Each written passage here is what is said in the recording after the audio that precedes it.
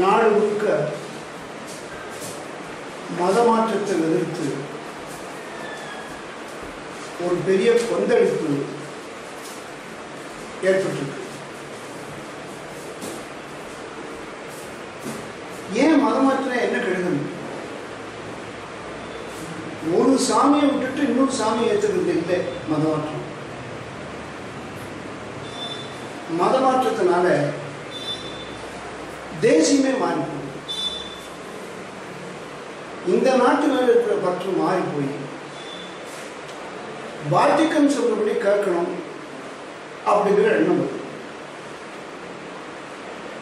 இதுல இன்னொரு கொடுமை இருக்கு. கத்தோலிக்கருடைய மத குருவான போப் சொல்றாரு, கத்தோலிக்க மதத்தை தவிர வேற எதுவுமே உண்மை இல்லை. அது புராட்டஸ்டன்ட்லா இருக்கலாம், லூத்தரன்லா இருக்கலாம், பென்டெகோஸ்டலா இருக்கலாம், அவங்கள 100 பிரிவு சார்லட்னார்மி இப்படி எல்லாம் இருக்கு.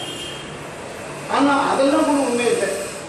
எங்க கத்தோலிக்க மதம் ஒண்ணுதான் உண்மை அப்படின்னு அவர் பிரச்சாரம் பண்றாரு. இதுவே மத சகிப்புத்தன்மை இல்லாத விஷயம். இந்த கிறிஸ்தவ பாதிரிகள் பண்ணக்கூடிய மதமாற்றம், அதை பற்றி நம்ம நாட்டில் இருக்கக்கூடிய பெரியவங்கெல்லாம் நம்ம எச்சரிச்சிருக்காங்க.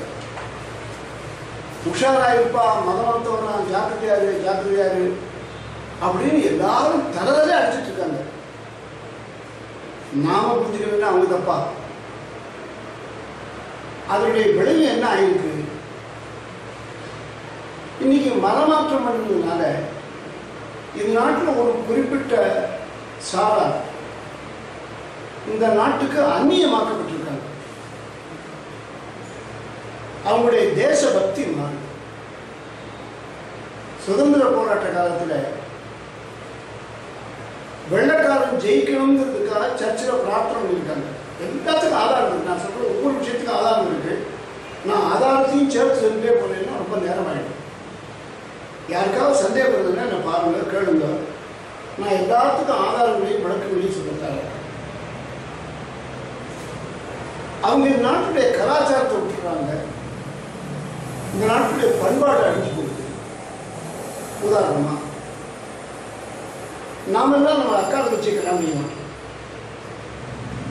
திருநெல்வேலி மாவட்டத்தில் ஒரு பையன், அவன் தன் தங்கச்சி கல்யாணம் முடிவு பண்ணிட்டான்.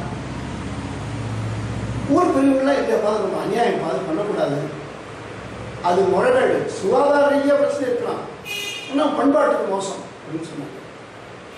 அடுத்த நாள் சொன்னால் நான் கிறிஸ்தவ மதமாகிட்டேன், இன்னும் நான் நீங்கள் பார்த்து சொன்னேன். ஒரு பையனுடைய அப்பா இறந்து போயிட்டாங்க.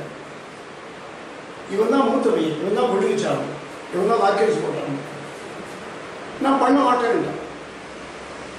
ஏன்னா நான் இந்து இல்லை. அதனால அவனுடைய குல வழக்கும் பண்பாடே மாறிப்போம். நம்ம கோயிலை பார்த்த உடனே அவனுக்கு அது பிசாசு தகுந்த இடமா தோணுது. நம்ம கோயில் தான் பிசாசு, நம்ம தெய்வங்கள் எல்லாம் பூதங்கள், சைத்தான்கள் அப்படிங்கிற எண்ணம் ஒன்று வந்து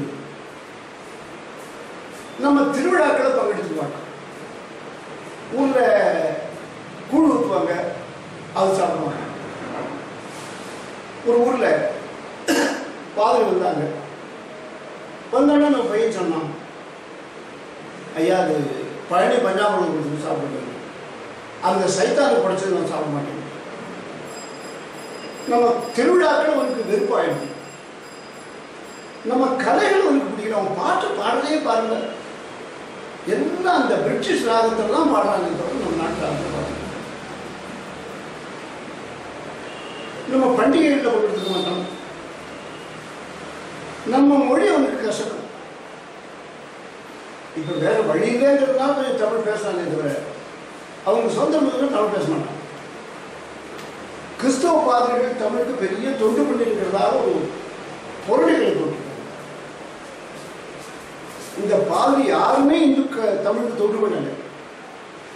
அவன் பண்ணது எல்லாமே தமிழை பயன்படுத்தி மத மாத்திரத்தை தான் பயன்படுத்தினாங்க. அந்த பெஸ்கிங்கிறவன் போக்குங்கிறவன் அவங்கள பற்றி நிறைய விஷயங்கள் வெளியில் வந்துட்டு இருக்கு. எத்தனையோ வெப்சைட்ல விஷயங்கள் வருது. பழைய காலத்துல தான் ஒரு உண்மை இருந்ததுன்னா அதுக்கு என்ன ஆதாரம்னா கேட்டு உட்காந்துருக்கோம். இப்போ நிறைய தன்மானமுள்ள இந்துக்கள் தமிழ் இலக்கியத்துக்கு கிறிஸ்துவ தொண்டு பண்ணல, அதை கூர் போடுறதுக்கு தான் வந்தான், அதை அழிக்கத்தான் வந்தான்னு சொல்லிட்டாங்க. இன்னொன்று இந்த ஆரிய திராவிட இனவாதம், ஆரியன்னு யாரும் இல்லை, திராவிடன்னு யாரும் இல்லை. அப்படி ஆரிய திராவிட இனவாதம் கட்டுக்கதையை கொண்டு வந்து அதை பள்ளிக்கூட பாட புஸ்தகங்களில் கொடுத்தி அது மூலமாக அந்த நாட்டை அழிச்சிருக்கோம். இன்னைக்கு அந்த விஷம் போகலை.